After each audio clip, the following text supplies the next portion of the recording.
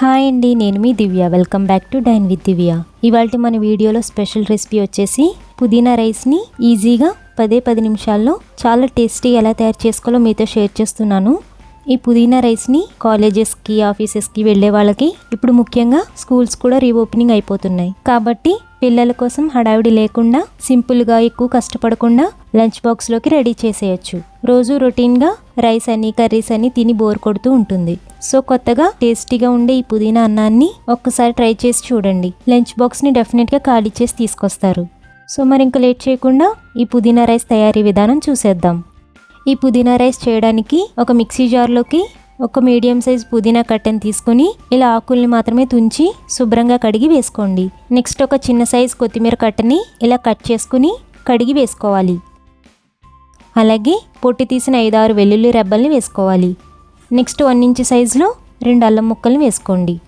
అదేవిధంగా 4 నుంచి 5 పచ్చిమిర్చిని వేసుకోవాలి. లేదంటే మీరు తినే కారానికి బట్టి పచ్చిమిర్చిని యాడ్ చేసుకోవచ్చు. నెక్స్ట్ 2 టేబుల్ స్పూన్ల వరకు పెరుగుని వేసుకుని మెత్తని పేస్ట్లా గ్రైండ్ చేసుకోవాలి. ఇలా పెరుగుని యాడ్ చేస్తే పుదీనా పేస్ట్ అనేది మంచి కలర్లో ఉంటుంది. చూడండి, ఇలా స్మూత్ పేస్ట్లా గ్రైండ్ చేసుకుంటే సరిపోతుంది. ఇప్పుడు ఈ పుదీనా పేస్ట్ని కాసేపు పక్కన ఉంచండి.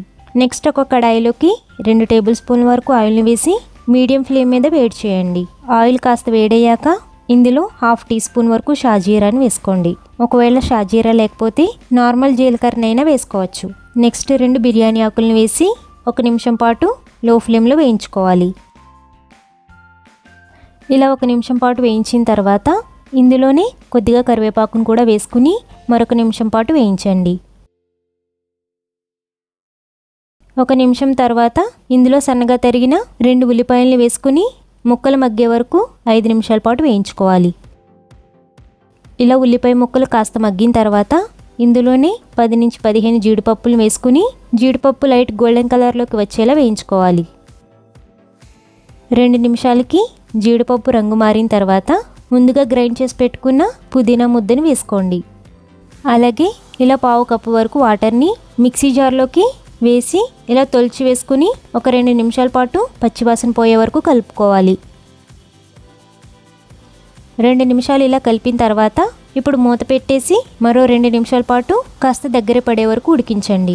2 నిమిషాలకి చూడండి, ఇలా పుదీనా పేస్ట్ అంతా కొంచెం దగ్గర పడింది కదా. ఇప్పుడు ఒకసారి కలుపుకోవాలి.